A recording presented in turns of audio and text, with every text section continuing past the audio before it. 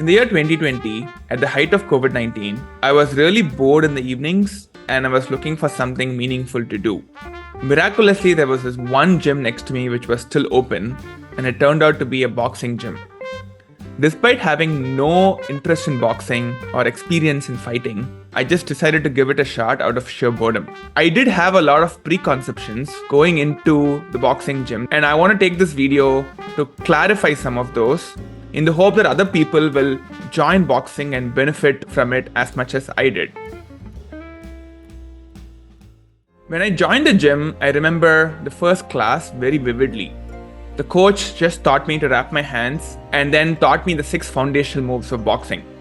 He told me during the class that boxing involved a lot of self-sacrifice. I didn't completely understand what he meant at the time. It was because the couple of years prior to this, I had summited Mount Rainier.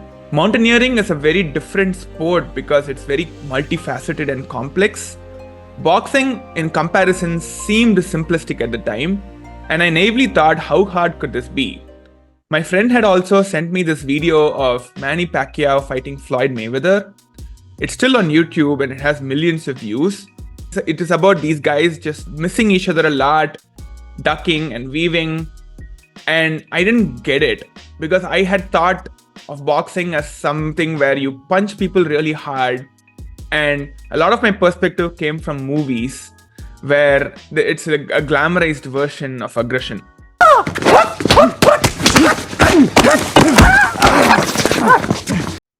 So this is the first misconception I would like to dispel. Boxing is not just about punching. You have to be really adept at figuring out when to throw a punch and when to defend yourself, when to move around the ring, when to attack, how do you attack, what kind of different combinations you use. You have such a small amount of time to decide all of that. In the 2-minute round or 3-minute round, you have to figure out all these split-second decisions. The closest apt comparison I've thought about is the game of chess. It's more about strategy than about wild swinging. Because if you did that going into the ring, the opponent would figure that out very quickly and work around that or tire you out. The second misconception I had was about intelligence. Coming from the tech field, I had this very narrow sense of what IQ meant. In the tech field, it's all about performing a cognitive task as well as possible and finishing it. In the boxing gym, it's different. It's about adapting to change. The muscle memory of fighting well comes from years and years of practice, but then the fighter also needs to be intelligent enough to anticipate moves from the opponent and react to it.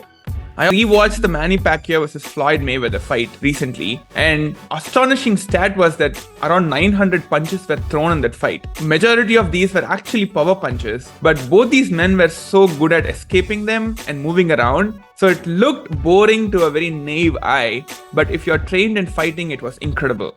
It was a learning for me that oftentimes me and several others approach intelligence as this one thing. And if it comes from unexpected sources or unexpected places, we kind of push it away and question it. Third misconception I had was that having worked in this elite industry of technology, I wasn't sure what kind of people boxing attracted. I had this misconception again from the first point I made about aggression, that boxing attracted bullies and people who are inherently violent. And I could not have been more wrong about this because boxing attracts people who are incredibly spiritual and deep thinkers. So it's no surprise to me that when I look at all these boxers, right from Khabib to Floyd to Mike Tyson, they all have a very deep relationship to God. The same thing was true even with the boxing cohort that I was fighting with. We would punch each other and then we would have these deep philosophical conversations about life. My boxing coach said it best. He said that boxing attracts people who have attachment to spirituality, or they want to seek purpose through physical discomfort, which is boxing, or they come from underprivileged backgrounds. It is not possible to survive in boxing for a long time to come from a golden spoon background. When I do have kids, I do hope to introduce them to the sport early.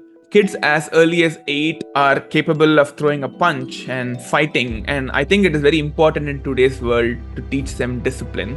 My mom told me recently when I visited her in India that I carry myself differently now and I owe a lot of it to boxing. So I competed in this event called the Smoker where I fought somebody at the same level as me. And for that, I had to train incredibly hard. I had to run a lot. I had to lift every day and I had to spar every weekend for a year.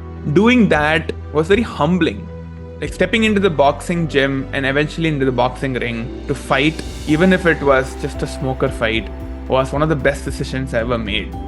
It has really challenged my preconceptions about life itself and introduced me to a community which I'll forever cherish. It has profoundly impacted my life and I hope everybody watching it at least gives it a shot.